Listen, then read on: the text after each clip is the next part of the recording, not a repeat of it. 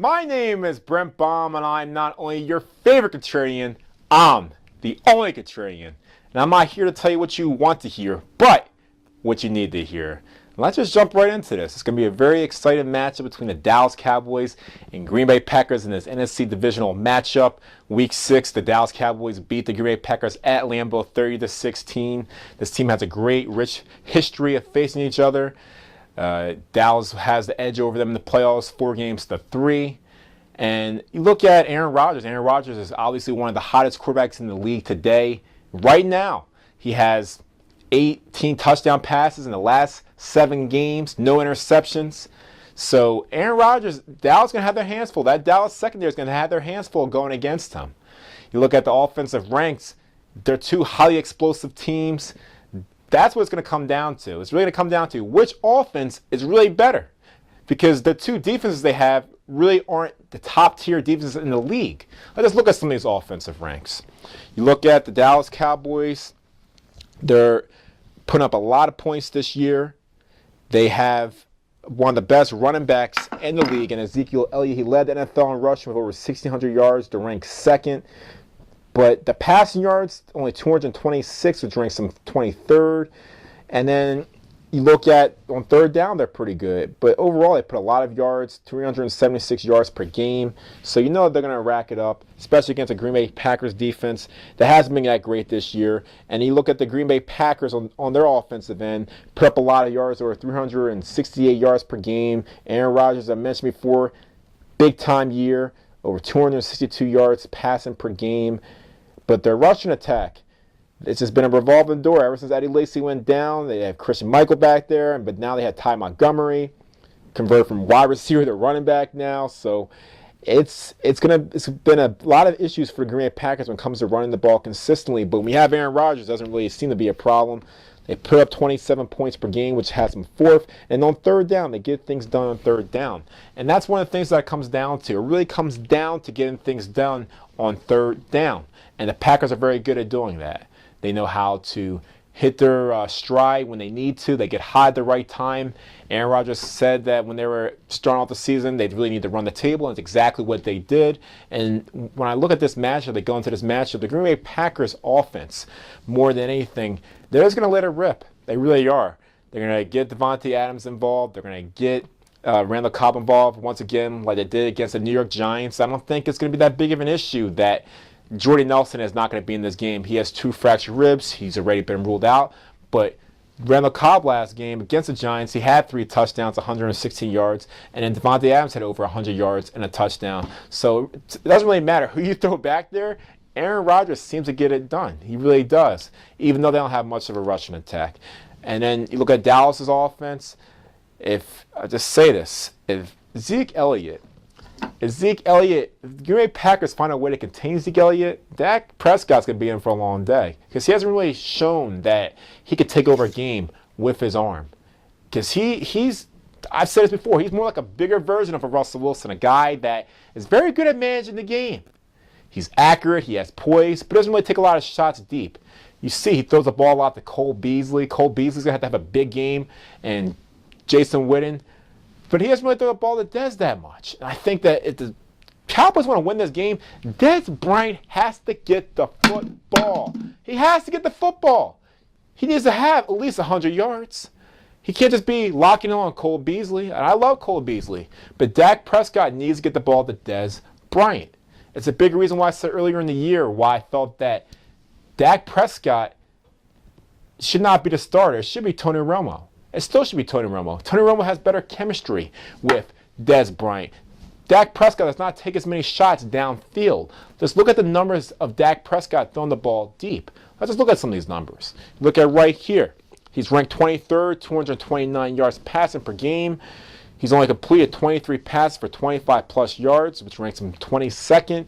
He only has had 2 games of passing over 300 yards, and he has 4 games of passing under 200 yards. That just shows you right there and then that Dak Prescott does not take a lot of shots downfield. And let me just show you guys one more stat for why I think that Romo should have been the guy. You look at the numbers right here.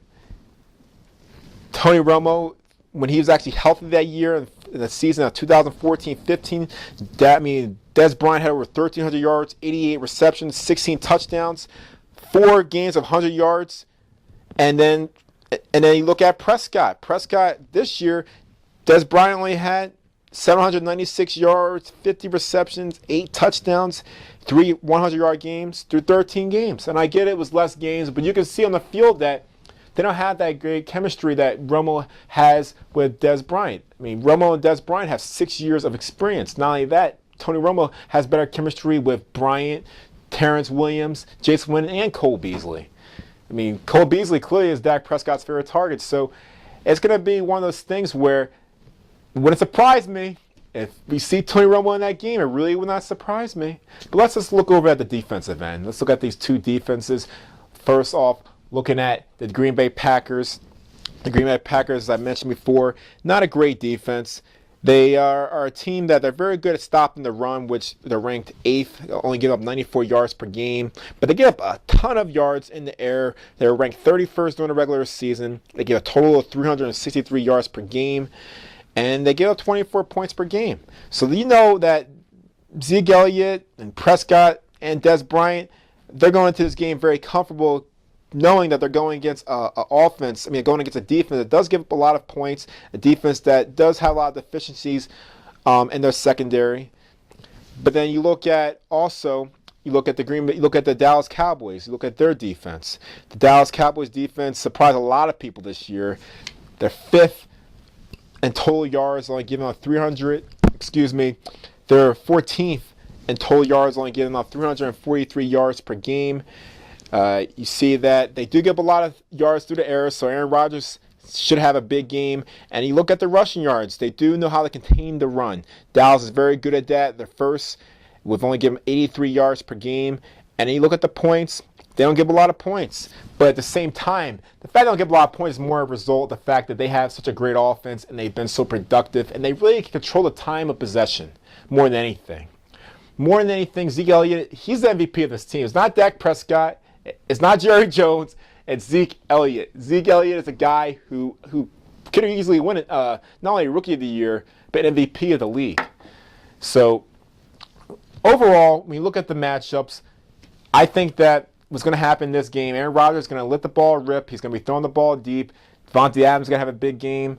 Randall Cobb's going to have a big game. Even Ty Montgomery, I think that he's not going to have so much of a big game on the ground, but more so catching the ball in the backfield because they can use him as a third receiver. And he'll just remain to stay hot. I think that Green Bay Packers defense with Clay Matthews and Nick Perry and Julius Peppers, the ageless one, they're going to put a lot of pressure on Dak Prescott. They're going to make him uncomfortable. And I really do think that we look at Kyle Clinton Dix, you look at Morgan Burnett, they're very good in that box. And since they're ranked 8th in run defense, they will have a good job, I think, of containing Zeke Elliott. They might just hold Zeke Elliott under 100 yards. And if that happens, Dallas will be in for a long day. They really will be. And not only that, Green Bay just has more experience there. They've been there. They've been in the Super Bowl. Clay Matthews has been there. Aaron Rodgers has been there. So they have the leadership. Whereas this Dallas team is very young. They're very young. And despite the fact that they have guys back on the defensive end, they still are a team that is not quite there yet. I don't think they quite had that it factor to take their team to the Super Bowl for the first time in 20 years. So look at my prediction. I got the Dallas Cowboys losing 34-24 because I don't think they're going to be ready for the Green Bay Packers. They're the hottest offense right now, and I just really want to see that high-octane offense of the Green Bay Packers go against the Atlanta Falcons in the NFC Championship. It's going to be an NFC Championship for the ages. So let me know what you guys think. Who you guys have winning this game, Dallas or Green Bay? Would you rather see Dallas versus against the Falcons or Green Bay versus against the Falcons? You let me know in the comments. Subscribe to my channel. Let me know what you guys think. Because keep in mind, I'm not here to tell you what you want to hear, but what you need to hear. I rest my case.